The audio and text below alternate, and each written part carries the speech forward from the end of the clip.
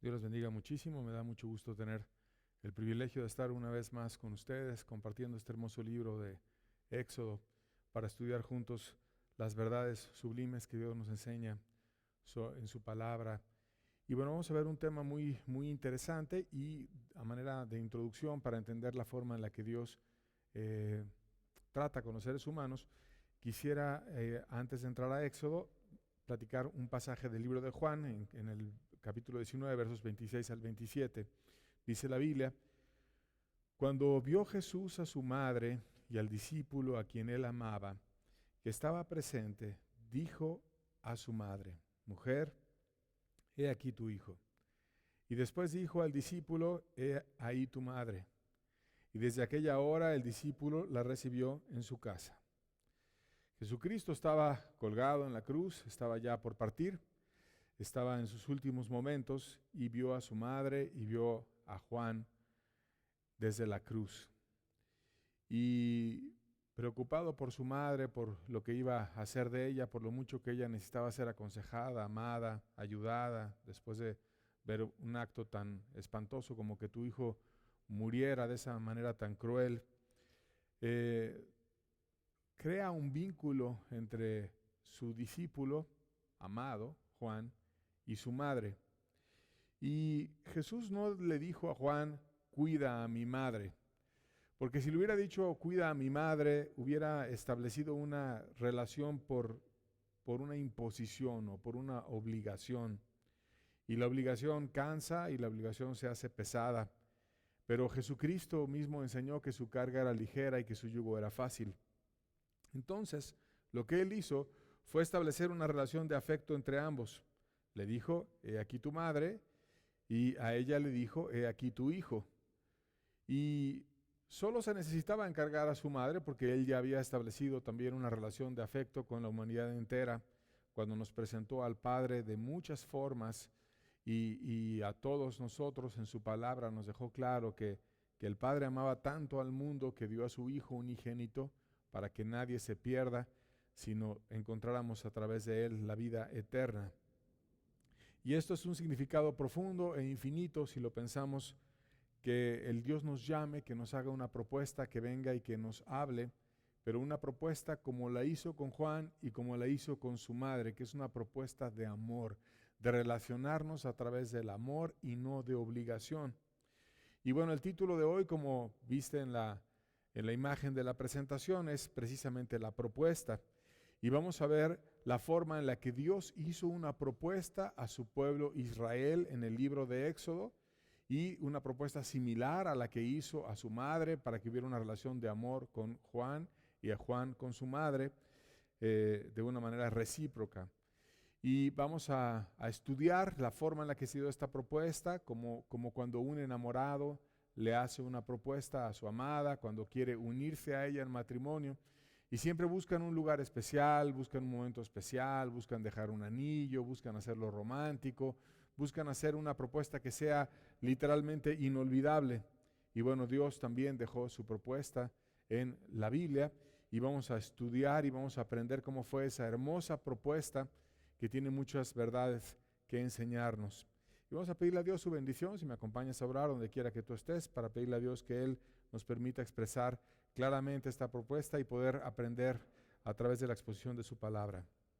Padre bueno, te pedimos tu Espíritu, Señor, para que tú nos ayudes, Señor, a poder explicar, Señor, tu palabra, Señor, y esta propuesta santa, hermosa, gloriosa, Señor, que tú dejaste para tu pueblo Israel y para la humanidad entera, Señor.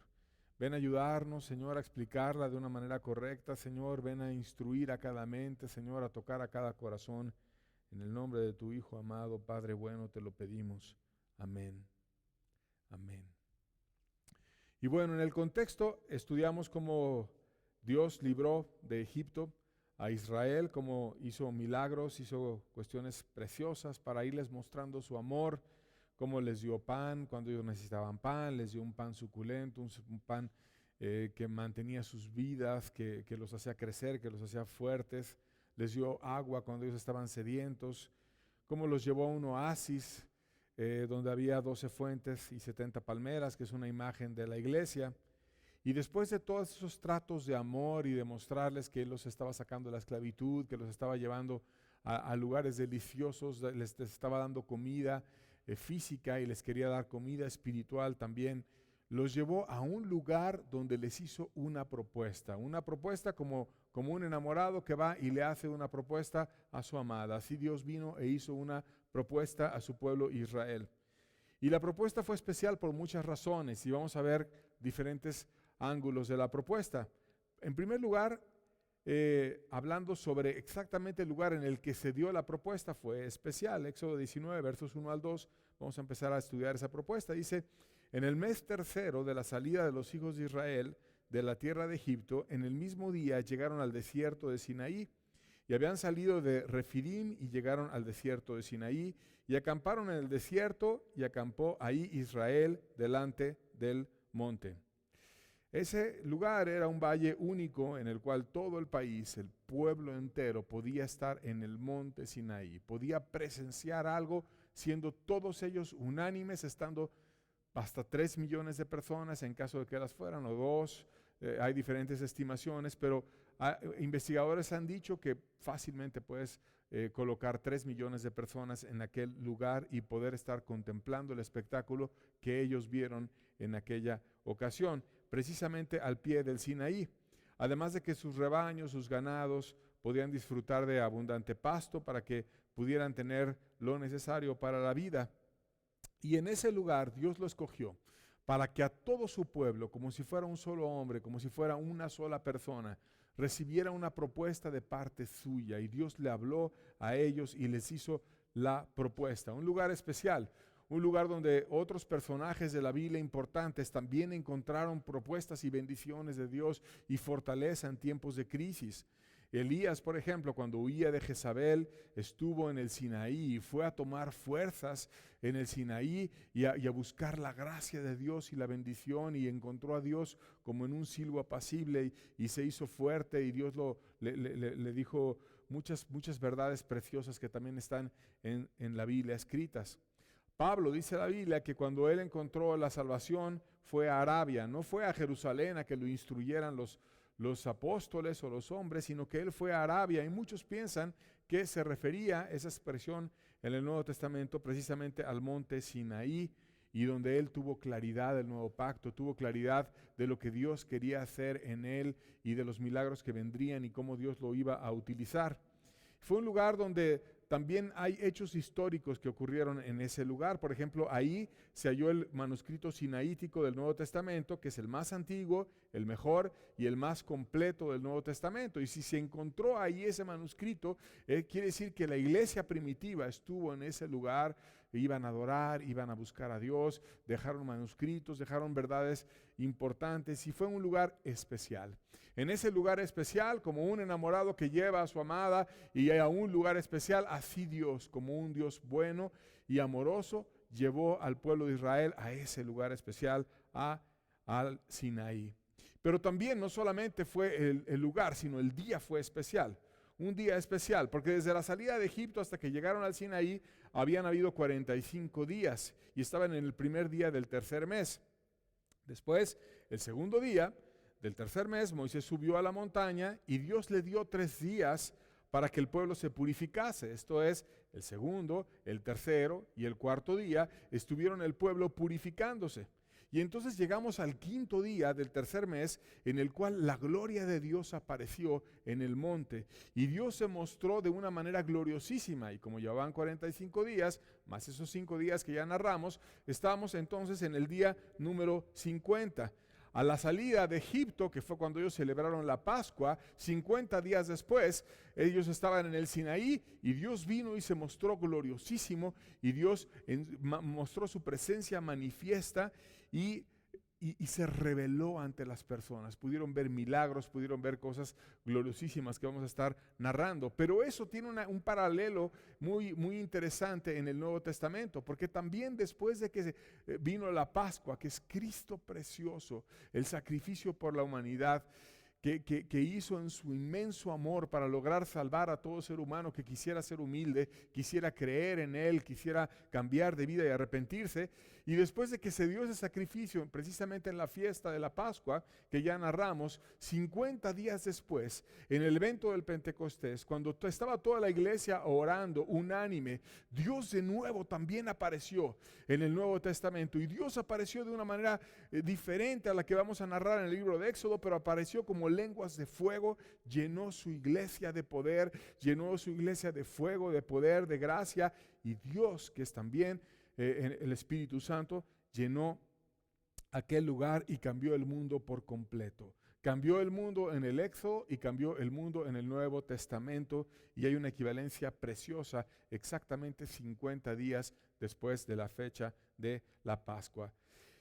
El ángel del pacto apareció e hizo su propuesta, y vamos a ver cómo Dios propone el pacto. En Éxodo 19, versos 3 al 6, dice: y Moisés subió a Dios, y Jehová lo llamó desde el monte, diciendo: así dirás a la casa de Jacob y anunciarás a los hijos de Israel: vosotros visteis lo que hice a los egipcios, y cómo os tomé sobre alas de águilas, y os he traído a mí.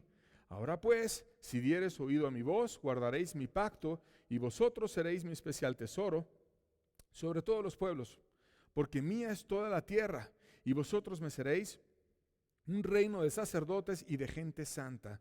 Estas son las palabras que dirás a los hijos de Israel. Entonces Dios propone el pacto. Dios dice que con las alas de su gracia, que con su poder iba a mostrarle su bendición, que Dios sería su rey, que iban a ser una nación santa, no iban a ser una nación ya más de esclavos, sino una nación libre en donde recibían una propuesta llena de amor. Y esa propuesta de amor es la que Dios estaba utilizando para atraer el corazón de Israel hacia sí mismo. Y hay una anécdota interesante de una joven que estaba en el Oriente y fue invitada a estudiar en Estados Unidos, en una universidad que tenía principios de teología, principios cristianos, además de otras muchas carreras y estudios que podían aprender ahí.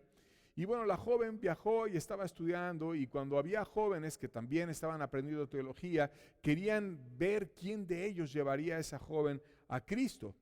Y entonces ella empezó a percibir un impulso de competencia entre los jóvenes, como diciendo: a ver quién viene y quién la convence, quién le habla de Cristo, quién permite que ella reconozca al Salvador, y quién pueda ser el joven que gane el alma preciosa de aquella señorita para Cristo. Y finalmente ella terminó siendo cristiana. Y como vio ese espíritu que se sentía de competencia entre sus compañeros, les dijo: ninguno de ustedes me llevó a Cristo. Fue una joven a quien ustedes no conocen quien me presentó al Salvador. Y entonces ellos, curiosos de aprender argumentos teológicos y que cómo le había hecho esa joven, le dijeron a ella: ¿qué argumento usó? Y ella contestó: no hubo ningún argumento, solo construyó un puente de servicio, emociones y amor entre su corazón y el mío. Se empezó a acercar, entendió mis sentimientos, y después de conocer mi corazón y yo el de ella, me presentó al Salvador. Y exactamente esa es una buena forma de evangelizar y de llevar a alguien al Salvador: establecer un puente de emociones, de amor y de servicio entre dos personas, para después presentarle a quien más amaba su alma, que es el Salvador. Y Dios estaba haciendo eso con ellos. Dios les estaba haciendo un puente de amor, de servicio. Les estaba dando pan, les estaba dando agua, les dio milagros, no se gastaba su ropa, los amaba, les daba una nube para que no padecieran calor, les daba fuego también de noche, les abrió el mar. Tanto amor Dios les mostró, y ahora les decía: con alas de águilas yo te he traído a mí. Y con mucho amor empezó Dios a hacer su propuesta. Ahora, para que esa propuesta se diera, porque le dijo a Moisés que él iba a hacer esa propuesta, pero para que esa propuesta se diera, ellos también tenían que hacer algo para prepararse y estar listos hacia la propuesta. Y vamos a ver qué tenían que hacer ellos. Verso 10 de Éxodo 19 dice: y Jehová dijo a Moisés: ve al pueblo y santifícalos hoy y mañana, y laven sus vestidos. Los vestidos son una figura, es lo que los demás ven de nosotros. Lo que en realidad se refería era que ellos lavaran la forma en la que se presentarían delante de Dios. Debían de santificarse, debían de apartar la maldad de sus vidas, debían de arreglar sus corazones, debían de quitar la envidia, de quitar todo pecado, de quitar cualquier cosa que estuviera mal. Y entonces Dios iba a venir e iba a presentar su propuesta. ¿Cuándo iba a presentar su propuesta? Cuando ellos arreglaran su corazón y cuando ellos se santificaran. Primero se santificaban, después Dios iba a presentar su propuesta. Y esto en la Biblia nos deja entender cómo todas esas propuestas del evangelio baratas, que tristemente hay muchas en nuestros días, no son más que basura. Porque cuántas veces hay gente que llega y a cualquier persona que no entiende nada, ni ha oído, ni se ha apartado del pecado y simplemente va pasando ahí por alguna congregación porque lo invitaron a escuchar el evangelio o porque es su primera vez y le dicen ya aceptó a Cristo y ni sabe lo que es aceptar a Cristo, y de repente lo llaman, le piden que repita una oración, no entiende ni qué, y a lo mejor por la presión social o porque hay varios ahí o por algo se pone a repetir una oración, pero no hay una verdadera santificación en su vida, no se apartó del pecado, no dejó la mentira, no dejó el adulterio, no dejó la borrachera, no dejó nada, sino simplemente aceptó a Cristo y no hay una salvación. Y no hay una bendición y empieza una confusión religiosa. Y como sale la persona creyendo, pues yo soy finalmente el mismo de como entré, le empiezan a lavar el cerebro y dicen, no, mira, es poco a poco. Y le presentan un pseudo evangelio que no sirve para nada. Pero Dios, cuando vino a hacer su propuesta al pueblo de Israel, quería hacer una propuesta verdadera. Y para que esa propuesta surtiera efecto, ellos debían de santificarse 3 días. Y 3 días debían de estar viendo sus pecados, debían entender de qué se tenían que apartar, debían entender todas las maldades que habían hecho, tenían que estar plenamente revisando y viendo todo aquello que debían de arrepentirse para ir con Dios y poder oír su propuesta. Por eso el verdadero evangelio, si no te predican esto, si no te invitan a apartarte de la maldad y a separarte para Dios, te están hablando mentiras, querido amigo. Pero después Dios, que la verdadera propuesta es la que Dios hace, y el que mete a una persona al cielo es Dios y no ningún pastor o ninguna persona que te dice que repitas una oración, sino Dios se presenta en una teofanía, que es como una revelación física de Dios, y viene en el verso 11 de Éxodo 19, vamos a ver cómo Dios se acercó a ellos. Dice, y estén preparados para el día tercero, porque al tercer día Jehová descenderá a los ojos de todo el pueblo sobre el monte Sinaí. Dios se iba a manifestar, Dios se iba a revelar, Dios iba a estar con ellos, Dios iba a descender físicamente y se iba a mostrar de una manera gloriosísima delante de ellos en el monte. Iba a manifestarse y lo iban a ver los milagros y la representación física de Dios. Ya no iba a estar en una nube, ya no iba a estar así como de lejos, ya no iba a estar como viendo ahí cuando Moisés hablaba con Dios, sino Dios se iba a mostrar en el monte y ellos iban a poder ver, aunque fuera de lejos, a Dios y estar contemplando las maravillas de Dios y un espectáculo increíble hecho por Dios, lleno de milagros para tratar los corazones de ellos. Y Dios les advierte, porque sabía que había muchas millones de personas, muchas personas ahí, algunas que estaban buscando de corazón, otras que no, y entonces Dios les advierte en su amor que todos deberían de estar preparados para que se pudieran acercar a Él y recibir su gracia. Y vamos a ver esa advertencia en el verso 12 de Éxodo 19, dice, y señalarás el término al pueblo en derredor, diciendo, guardaos, no subáis al monte, ni toquéis sus límites, cualquiera que tocare el monte, de cierto morirá. Aquí Dios advierte y dice que la propuesta era para todos, pero que no todos iban a estar preparados, por lo tanto que fueran ligeros, que no subieran ligeramente al monte, que no quisieran acercarse a Dios de una manera irreverente, porque muchos de ellos no iban a estar preparados, sino quizás Dios nada más en los corazones de los duros les quería dejar clara la propuesta para que después cuando ellos hubieran entendido y tratado más a profundidad sus corazones pudieran rendirse, y otros estaban más preparados a estar rendidos, y Dios quería tratar con ellos de una manera similar a como lo hizo con Moisés en la revelación de la zarza. Y cuando Moisés tenía la curiosidad de ver la zarza ardiendo y que no se quemaba, y Dios le dijo, no, espérate, quita el calzado de tus pies, o sea, acércate con humildad conmigo, porque tú estás Estás pisando un lugar donde está Dios aquí y es tierra santa y necesitas tener una humildad como una persona pobre que no tiene ni siquiera calzado. Y entonces Dios, sabiendo que ellos no tenían esa humildad, le dice, ten cuidado porque si ellos son ligeros, si ellos se quieren acercar, si ellos vienen superficialmente conmigo, pueden terminar falleciendo y no queremos que nada de eso pase. Y de hecho nadie de ellos falleció porque oyeron la advertencia y Dios más bien les quería enseñar, ten cuidado porque nuestro Dios es también fuego consumidor y si aplicaba a ellos, aplica a nosotros. No nos podemos acercar a Dios si no estamos preparados. No nos podemos acercar a Dios si no estamos santificados. Moisés, algunos otros los ancianos, hubo personas que se acercaron más a Dios, más el pueblo, no muchos de ellos se pudieron acercar porque no estaban preparados. Y de nuevo vemos como el falso evangelio te presenta puras mentiras. Como te dice, no te preocupes, no estás preparado, no, mira poco a poco, y allí mentiras donde te lavan el cerebro y ponen a personas que realmente no se han arrepentido a decir que ya están cerca de Dios, pero no están cerca de Dios. Y por eso no ven la bendición y la gracia en sus vidas. Pero Dios quiere que tú tengas la verdadera gracia y la verdadera bendición en tu vida y por eso ten cuidado cuando te acerques a Dios y hazlo de una manera correcta para que pueda venir su gracia, su poder y su bendición. Dios mostró que su presencia era sagrada ese día. Versos 16 al 19 de Éxodo 19, lo vamos a leer, dice, aconteció que al tercer día, cuando vino la mañana, vinieron truenos y relámpagos y espesa nube sobre el monte y sonido de bocina muy fuerte y se estremeció todo el pueblo que estaba en el campamento y Moisés sacó del campamento al pueblo para recibir a Dios y se detuvieron al pie del monte.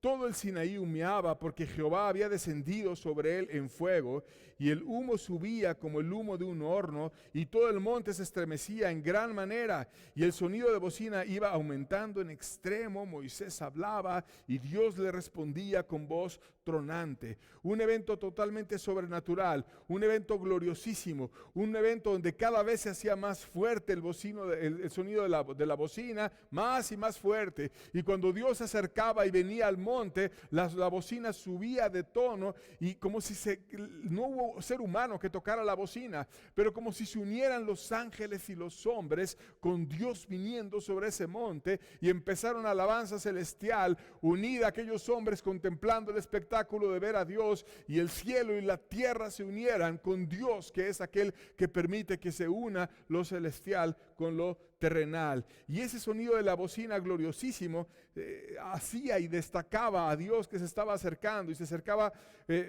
mostrando los instrumentos celestiales que no podían contenerse ante tanta gloria que llegaba a la tierra. Ningún humano tocó el monte, los ángeles y los hombres se unieron en aquella alabanza, y me refiero a ningún humano que no estuviera preparado, y empieza un evento impresionante. Dios se quiso mostrar lleno de poder para que el pueblo pecador que estaba por arreglar sus corazones, que todavía estaban como diciendo, hey, ten cuidado, no te acerques, porque yo sé que tú no estás preparado, porque yo sé que te vengo a hacer la propuesta, pero tú no estás preparado. Dios quería mostrar con los truenos, con las bocinas, con la gloria, con su forma majestuosa de presentarse, que es un Dios poderoso, que hay que tener cuidado de no andar tomando a Dios a la ligera, ahí como si Dios fuera cualquier poca cosa, como si no valiera la pena, ahí dándole lo último de tu vida, las obras de tu tiempo, las obras de tu ser. Dios no pide eso. Dios, el Padre nos ama tanto que dio lo más excelso del universo, que es a Cristo,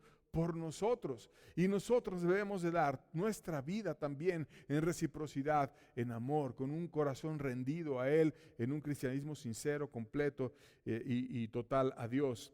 Y el libro de Hebreos recuerda lo que estaba pasando. Hebreos 12, verso 21 dice, y tan terrible era lo que se veía que Moisés dijo, estoy espantado y temblando. Moisés mismo, que él ya tenía muchas experiencias con Dios, que había visto milagros, pero no había visto a Dios de una manera tan majestuosa, tan gloriosa, manifestado de una manera poderosa en todo el monte. Y estaba espantado, estaba temblando. Quizás sabía, hay gente que no está preparada, hay gente que no está lista. Y muchas personas que oran por tu alma, que ven porque tú llegues a conocer a Dios verdaderamente, de veras que se espantan y tiemblan porque tú no tiemblas y porque tú no te preparas y porque tú no vas y buscas a Dios y no quieres ser humilde para que Dios venga y salve tu corazón y tu vida. Y Moisés estaba espantado diciendo: Dios es tan poderoso, es tan glorioso. La gente ha andado murmurando, la gente ha andado no de la forma adecuada, y por eso estaba con temor de lo que estaba pasando, para que no fuera que alguno de ellos no estuviese preparado. Y Dios también a la siguiente generación, a los hijos de ellos, estaban ellos y sus hijos, les recordó cómo fue aquel evento. En Deuteronomio 4, verso 11, vamos a leerlo. Dice: y os acercasteis y os pusisteis al pie del monte, y el monte ardía en fuego hasta en medio de los cielos, con tinieblas, nube y oscuridad. Y entonces ellos se acercaron y se pusieron ahí al pie del monte y vieron el espectáculo. Dios se manifestaba, ardía en fuego el monte completo y había cielos con tinieblas, nube y oscuridad. Y Dios quiso demostrar algo: Él está en medio del fuego, del calor, de la fuerza, de los truenos, de aquello que puede alumbrar a todo. Y no importa si existe oscuridad, no importa si existen tinieblas, no importa si hay una nube que parezca muy grande. Dios, aún debajo de la nube, aún debajo de la tormenta, Dios es luz, Dios es calor, Dios es fuerza. Y no hay tormenta que sea más grande que Dios. Dios es poderoso, y si estamos con Él, aunque esté muy difícil, aunque existan pandemias, aunque existan problemas, aunque existan crisis, con Dios estamos completos. Después también Moisés fue puesto como ejemplo de las personas que se podían acercar a Dios, porque finalmente Dios quería evangelizar y ayudar a todo el pueblo para que la propuesta fuese efectiva en sus vidas. Versos 20 al 22, vamos a ver qué más pasó. Dice: y descendió Jehová sobre el monte Sinaí, sobre la cumbre del monte. Dios descendió, Dios bajó. Y llamó Jehová a Moisés a la cumbre del monte, y Moisés subió. Y Jehová dijo a Moisés: desciende, ordena al pueblo que no traspase los límites para ver a Jehová, porque caerá multitud de ellos. Y también que se santifiquen los sacerdotes y que se acercan a Jehová, para que Jehová no haga en ellos estrago. Entonces Moisés estaba purificado, Moisés estaba en la gracia, Moisés estaba con Dios. Moisés podía ir y acercarse a la cumbre del monte y hablar con Dios, pero los demás tenían aún que santificarse más. Los sacerdotes debían de santificarse y el pueblo entero debía de santificarse. Como que a todo mundo se le antojó. Cuando vieron a Moisés que se acercaba a Dios, que podía estar cerca de donde estaba Dios, y era un espectáculo, y entonces él iba acercándose, Dios le dice: diles que no vengan y se acerquen, porque ellos no están preparados. Les estaba diciendo al pueblo entero: tú haz como Moisés. Tú apártate del pecado como Él se apartó. Tú ten cuidado de amarme como Él me amó. Y ustedes, sacerdotes, también, para que puedan estar en mi presencia y con el poder y con la gracia que es para todos. Les daba una señal: no estás delante de un ídolo muerto, no estás delante de un Dios que no tenga poder, no estás delante de un Dios al que no le debas reverencia y respeto. No presumas que eres familiar y que eres así como muy, muy mío, cuando realmente tú sabes que tienes cosas que están mal en tu vida. Mejor quédate, ve, aprende, y fíjate cómo Moisés, él sí se puede acercar, porque aquí es un pacto teocrático el que vamos a hacer, que quiere decir que tú debes de escoger si me sigues a mí o no me sigues a mí. Y es lo que yo quiero que tú veas. Aquel Moisés me escogió a mí, y algunos ancianos también que subieron al monte con él también establecieron ese pacto. Y tú debes de escoger si vas a caminar o no conmigo. Dios te presenta un pacto teocrático. La invitación es: yo voy a ser tu Dios. Yo voy a dirigir tu vida. Es dejar de dirigir tu vida en base al pecado y las conveniencias egoístas de cada quien, y que Dios sea aquel que dirija tu vida. Lo mismo hizo Elías cuando habló con Israel y lo estaba enderezando a buscar a Dios. Y les dijo Elías de parte de Dios: escoge si tú vas a seguir a Dios o a Baal. Así como un enamorado viene con su enamorada y le dice, ¿te quieres casar conmigo? Y espera un sí o un no. Le vas a decir sí o no. Y es lo que Dios quiere, algo simple. No cuando la gente empieza a postergar las cosas y a decir, no, es que sí, pero no. Y empiezan a complicar todo. Porque en realidad lo que pasa es que no quieren. Pero Dios venía y se presentaba y simplemente quería decirte, hay un pacto que yo quiero hacer contigo, que tú seas mi especial tesoro, te quiero mostrar mi poder, mi gloria, mi gracia, y yo quiero que tú me digas sí o no. Y Cristo, cuando estuvo en la tierra, pasaba y ofrecía ese mismo pacto de la misma manera a las personas. Y cuando pasó y vio a Mateo ahí sentado en el banco de los tributos públicos, robando quizás impuestos a las personas, siéndole molesto a la gente de su propio pueblo porque estaba cobrándole impuestos y apoyando un gobierno que también abusaba de ellos, pasó, lo vio en su impiedad, en su avaricia, en su forma de nada más buscar las cosas de este mundo, volteó, lo vio y le dijo, sígueme. Una invitación al pacto. Y Mateo nada más podía hacer una cosa, o lo seguía o no lo seguía. ¿Quieres que yo sea tu rey? ¿Quieres que yo sea aquel que dirija tu vida? Un pacto teocrático. Yo voy a ser tu Dios, tú vas a ser mío. ¿Quieres o no quieres? Esa es la invitación que Dios hace a todo ser humano y que hizo a Mateo, y él dejándolo todo, lo siguió y hasta nos dejó un precioso evangelio de todas las maravillas que vio del Señor Jesucristo, y fue poderosamente usado Mateo porque quiso seguir el pacto de Dios, y espero que tú quieras seguir ese pacto al cual Dios también te invita. Se instruyen en ese momento. Cuando Dios invita al pacto, se enseña cuál es el pacto y se instruyen los elementos de la ley del pacto con Dios. Y en esa ocasión Dios les dio la ley. Y la ley se manifestó de tres formas. Una ley moral, que es la más importante, que es vigente y que en nuestra época es totalmente universal, y estamos tú y yo obligados a guardar esa ley moral. Otra ley, que es una ley civil, porque para Israel era lo mismo, estaba todo en la Biblia, y había mandamientos y cuestiones que regulaban la conducta de Israel, que no aplican en México, pero que nos enseñan verdades a nosotros.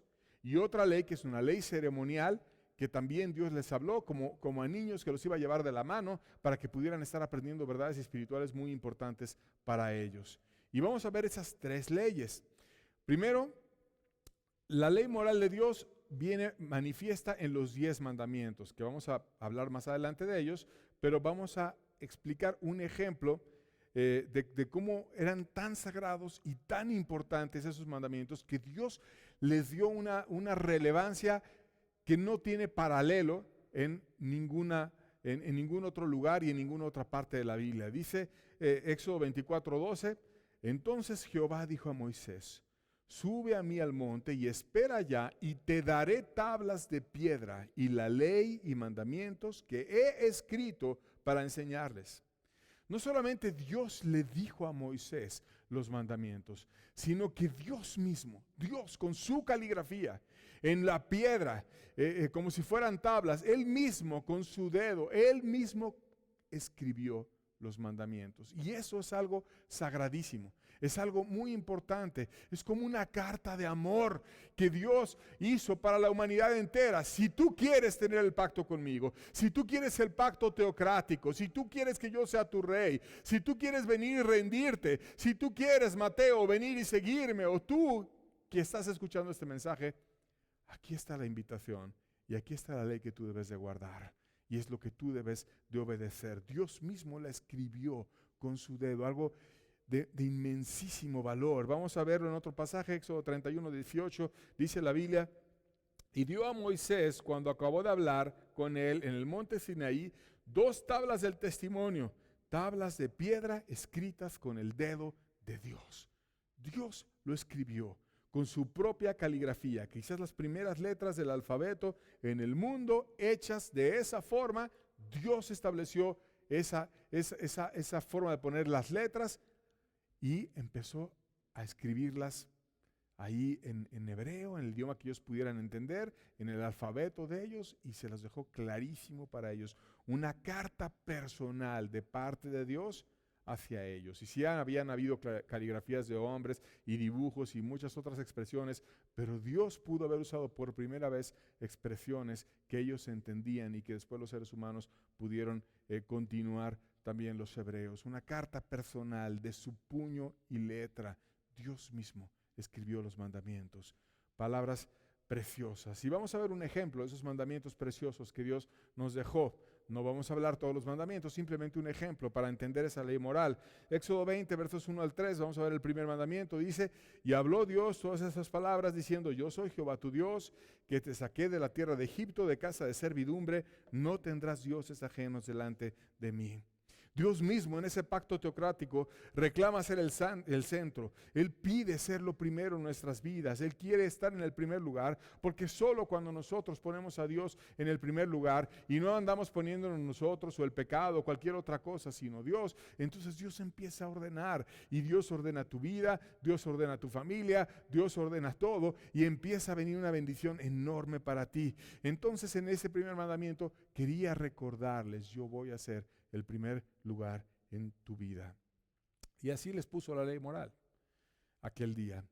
Pero no solamente la ley moral, también les puso una ley civil que aplicaba para Israel, mas no aplica para nosotros, pero nos enseña verdades importantes. Y quiero que lo entiendas para que cuando leas la Biblia tú puedas comprender que no todas las leyes aplican para nosotros, pero nos enseñan verdades. Por ejemplo, Éxodo 23, versos 10 y 11 dice, 6 años sembrarás tu tierra y recogerás tu cosecha, mas al 7º año la dejarás libre para que coman los pobres de tu pueblo, y de lo que quedare comerán las bestias del campo, así harás con tu viña y con tu olivar.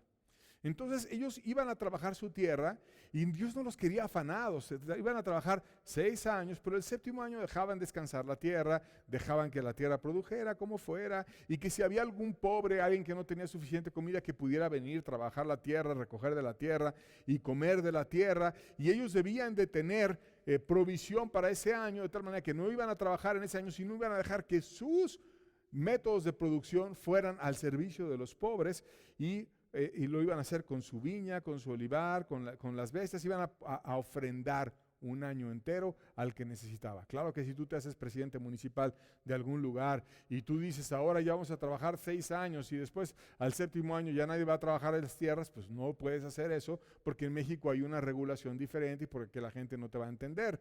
Y aquí hay otras leyes y tú no puedes dirigir sobre las tierras de otra persona. Pero en aquel entonces la ley civil de ellos era así, y es un ejemplo de esa ley civil que nos enseña, como ahora, a amar al prójimo, a ayudar al pobre, a tener misericordia, a no estar afanados. Nos enseña verdades importantes cuando la leemos, mas no quiere decir que estamos obligados a también aplicarlas. Hay ejemplos de leyes ceremoniales y vamos a ver un ejemplo de ellas. Éxodo 23, versos 14 al 15, dice la Biblia. 3 veces al año me celebraréis fiesta, la fiesta de los panes sin levadura guardarás. 7 días comerás los panes sin levadura, como yo te mandé en el 7º mes, en el tiempo del mes de Abib, porque en él saliste de Egipto y ninguno se presentará delante de mí con las manos vacías. Es una explicación de 3 eventos que ellos debían de hacer en diferentes etapas del año. Y habla de 3 fiestas que debían de ellos hacer para presentarse delante de Dios. Ceremonias, eran ceremonias que ellos iban a aprender en esas ceremonias, verdades espirituales importantes. ¿Cuáles eran esas 3 fiestas? La Pascua, cuando ellos se santificaban, cuando ellos se preparaban y después iban y comían el Cordero Pascual, que tiene un significado precioso por el sacrificio de nuestro Señor Jesucristo para salvar a la humanidad entera que quiera ser humilde y recibir la bendición. La otra fiesta era la de Pentecostés, que es la visitación de Dios después de una búsqueda intensa y la bendición en la vida de las personas, como ocurrió en el día 50 de ellos cuando vieron la gloria de Dios en el monte, y como ocurrió en el Nuevo Testamento cuando vino el Espíritu Santo derramado en la vida de ellos, y tiene una figura preciosa. Y también la tercera fiesta era la fiesta de los tabernáculos, que refleja la temporalidad de la vida en la que estamos de paso y nos lleva a tener presente la eternidad, y se metían como en casitas de campaña, como diciendo, aquí estamos de paso y la verdadera morada no está aquí, La verdadera morada está allá. Y ellos hacían esas fiestas para que sus mentes pudieran ser refrescadas en las verdades espirituales, para que sus almas pudieran ser bendecidas, para que Dios confortara su corazón, para que su espíritu pudiera ser fortalecido también. Más el día de hoy no estamos obligados a guardar en las fiestas de los judíos, nosotros también la Pascua, la de los tabernáculos y otras que simplemente son enseñanzas para nosotros, pero no estamos obligados a guardar esa ley ceremonial. ¿Por qué no estamos obligados a guardar la ley ceremonial? Colosenses 2, versos 14 al 17, dice lo que Cristo hizo, anulando el acta de los decretos que había contra nosotros, que lo hizo en la cruz, que nos era contraria, quitándola de en medio y clavándola en la cruz.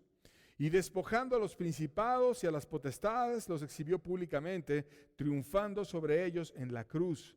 Por tanto, nadie os juzgue en comida o en bebida o en cuanto a días de fiesta, luna nueva o días de reposo, todo lo cual es una sombra de lo que ha de venir, pero el cuerpo es de Cristo.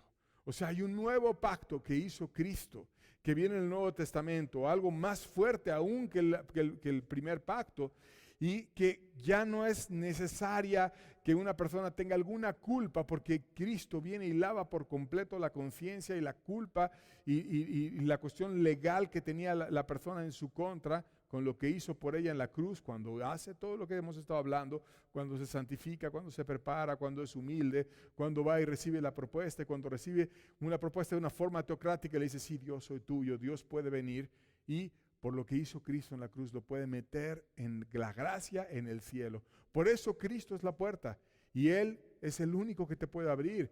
Y si Él no te abre, nadie te abra. No es porque alguien te diga, toma esta oración mágica y repítela y ya va a pasar. No, esa persona está hablándote mentiras. Cristo es la puerta y porque Él venga y te abra la puerta de su gracia, Él te puede recibir. Solo Cristo, no hombre alguno.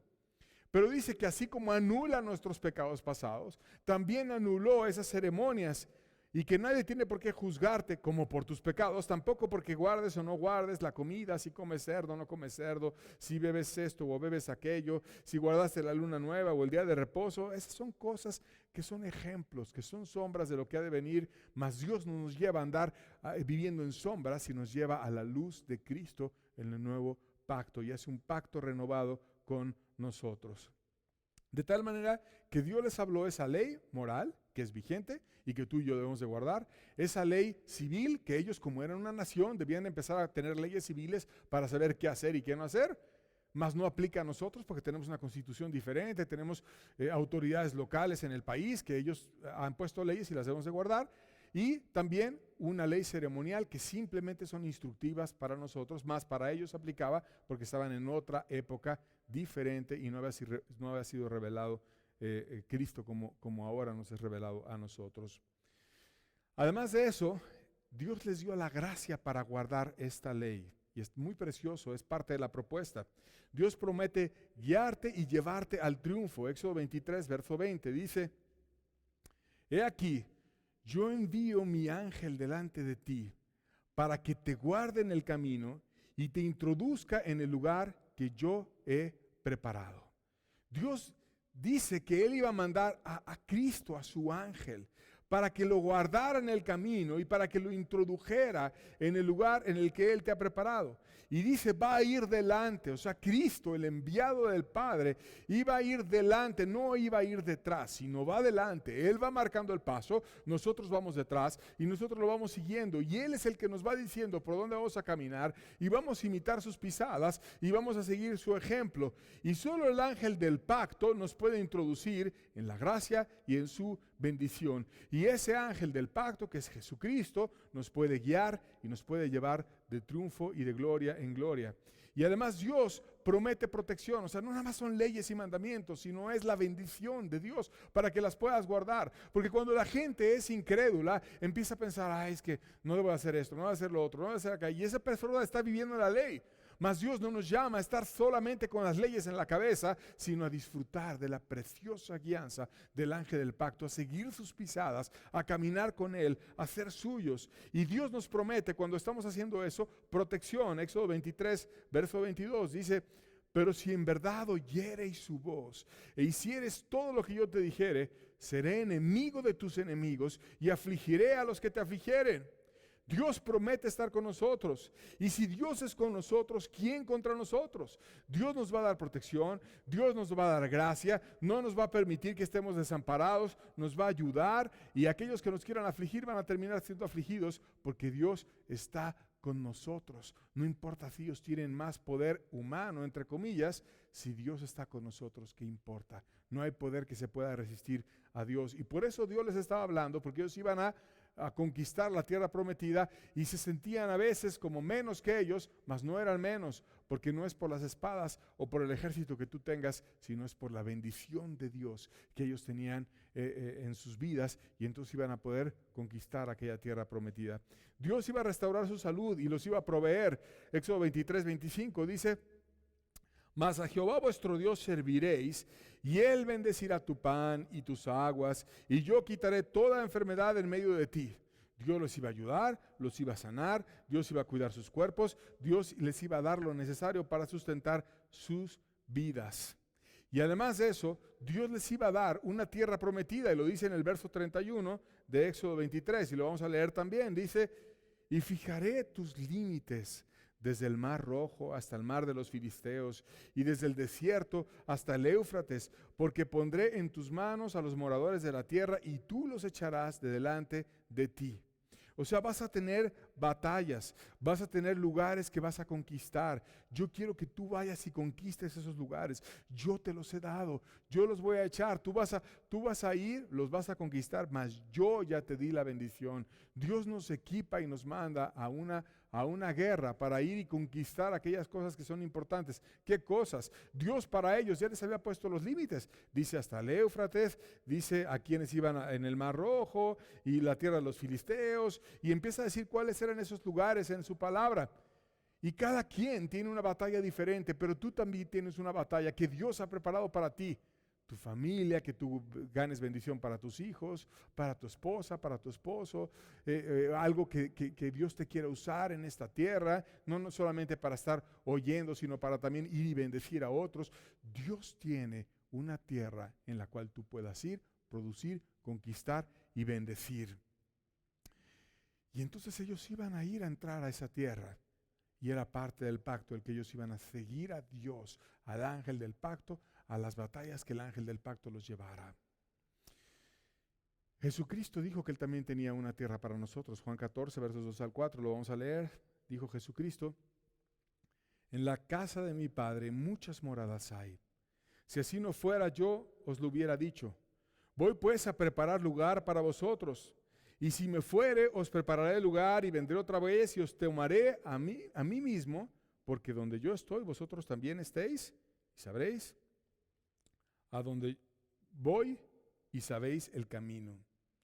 O sea, Cristo dijo que Él iba a preparar muchas moradas.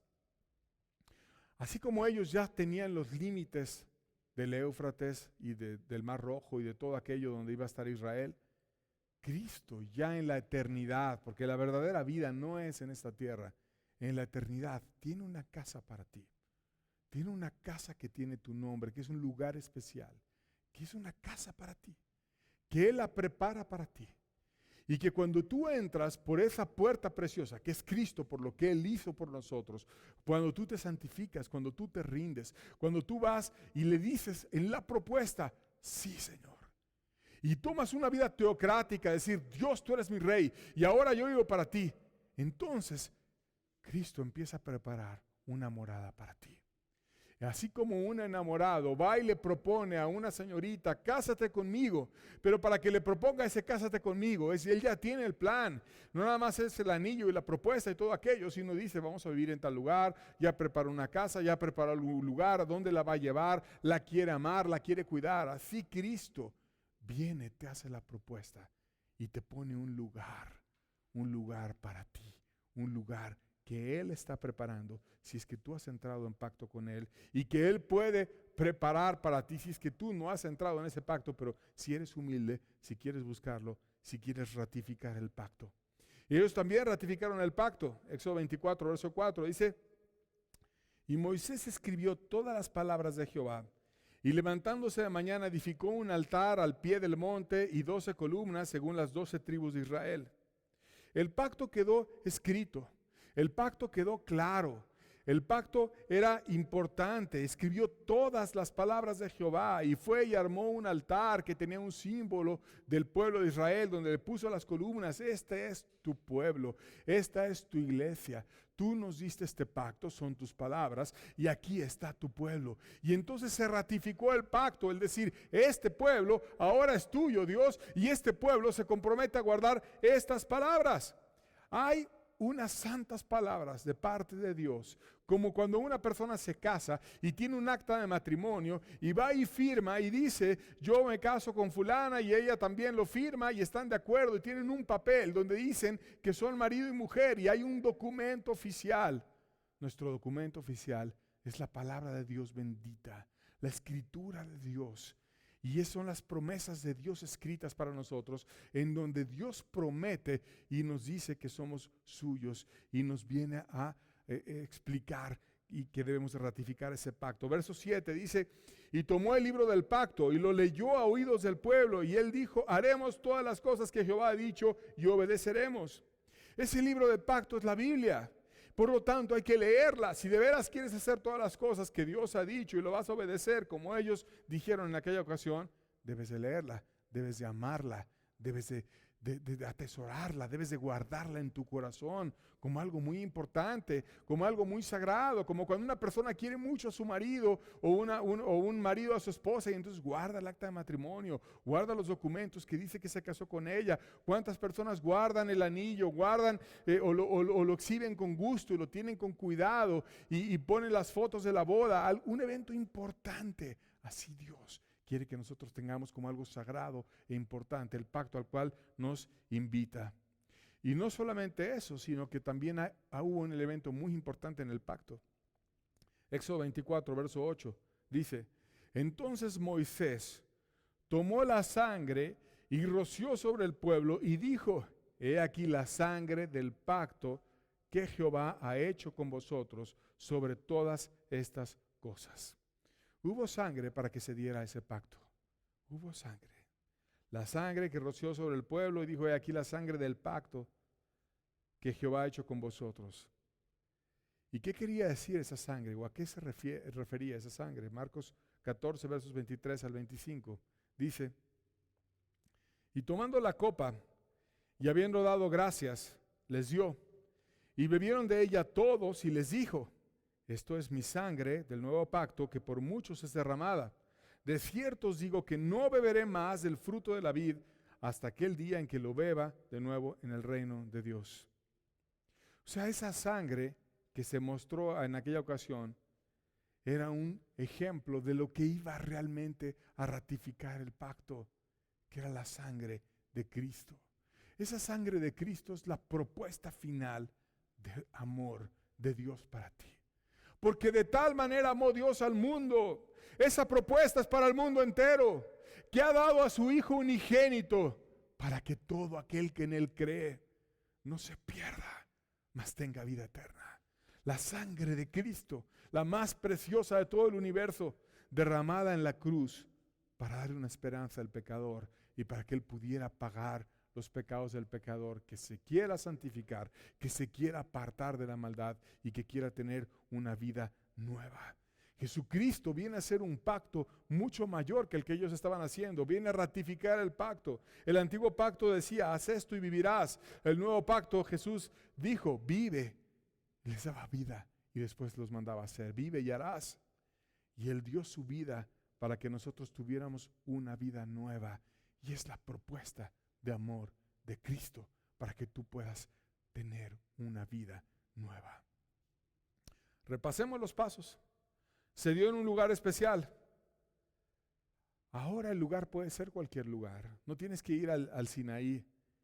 En cualquier lugar que tenga una característica especial. ¿Qué característica? Que tú humilles en ese lugar tu corazón.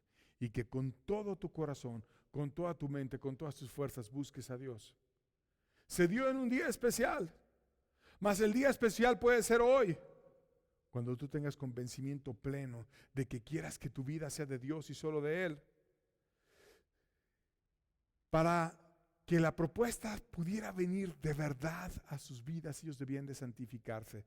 Y se apartaban 3 días de todo y pensaban abundantemente en sus maldades, dejaron todo. Y cuando estuvieron santificados, cuando estuvieron apartados, Dios vino al monte y mostró su luz, su protección, su amor. Les mostró que su presencia es sagrada. Les dio su gracia. Les dio el ángel del pacto. Les dijo que no era algo pesado, sino precioso. Y les dio su bendición. Y yo te pregunto hoy,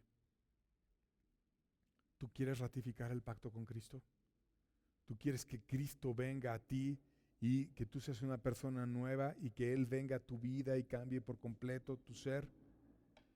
Cristo viene y da su gracia y da su bendición y Él quiere ratificar el pacto por completo. Por tanto, tienes una propuesta. De tal manera amó Dios al mundo que ha dado a su Hijo unigénito para que todo aquel que en Él cree no se pierda, mas tenga vida eterna.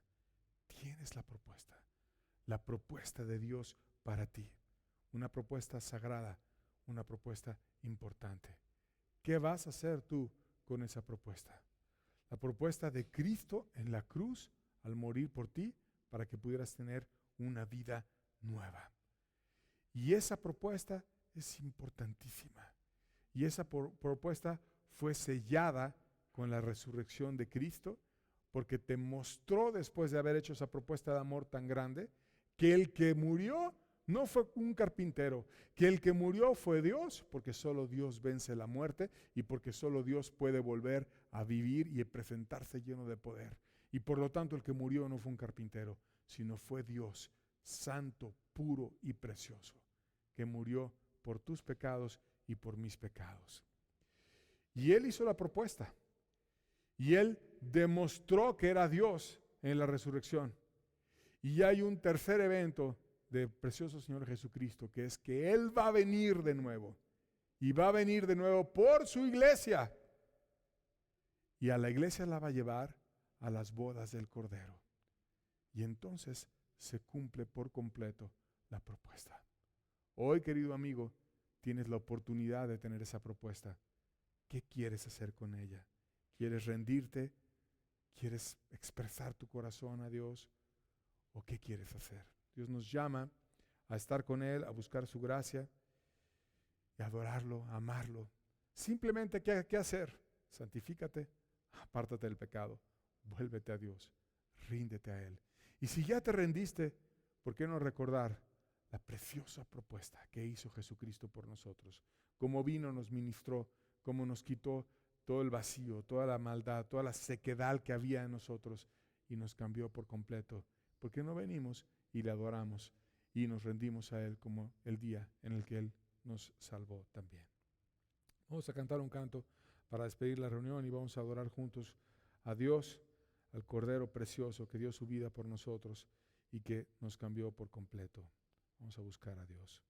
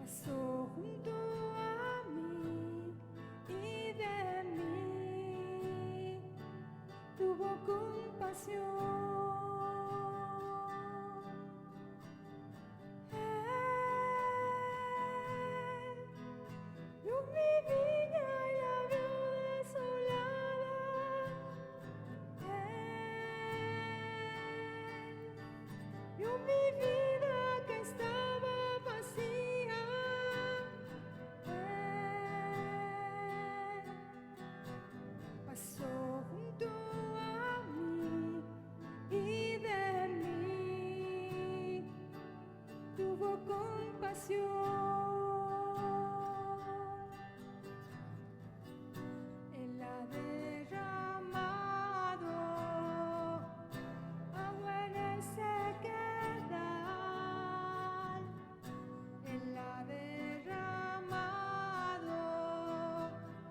Santo Espíritu en mí.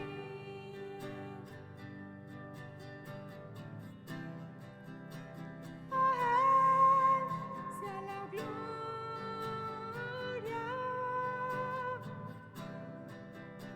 a Él la alabanza,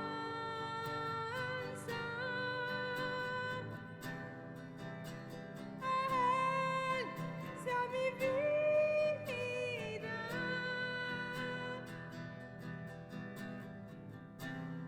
Cristo Jesús,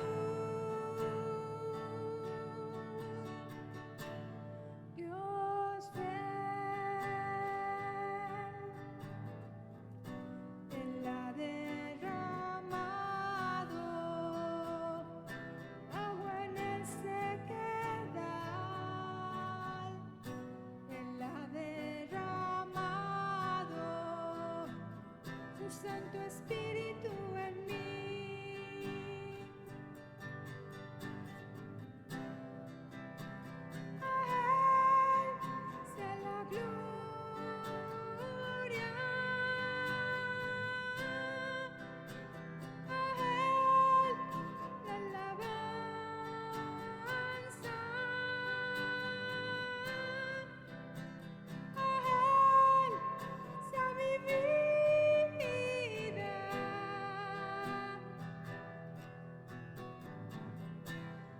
Cristo Jesús,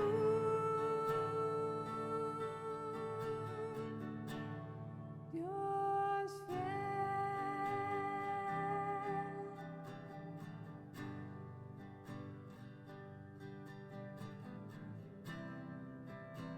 A Él sea la gloria,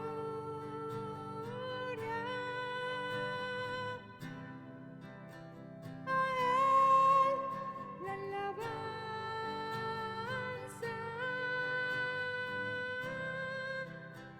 a Él sea mi vida.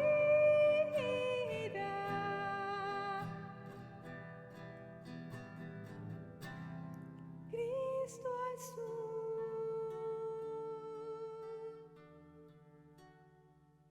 Dios fiel.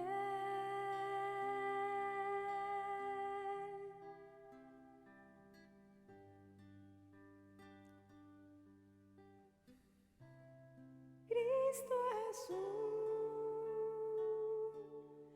Dios fiel.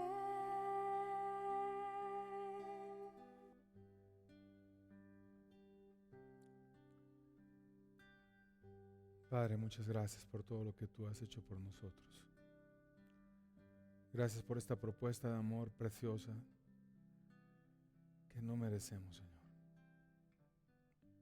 Gracias por lo que tú hiciste enviando a tu Hijo para darnos vida nueva y esperanza, Señor.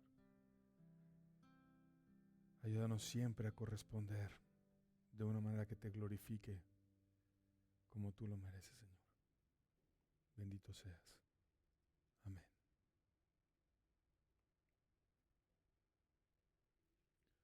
Con eso terminamos. Dios les bendiga. Nos vemos la siguiente semana para continuar aprendiendo este hermoso libro. Que tengan bonita tarde.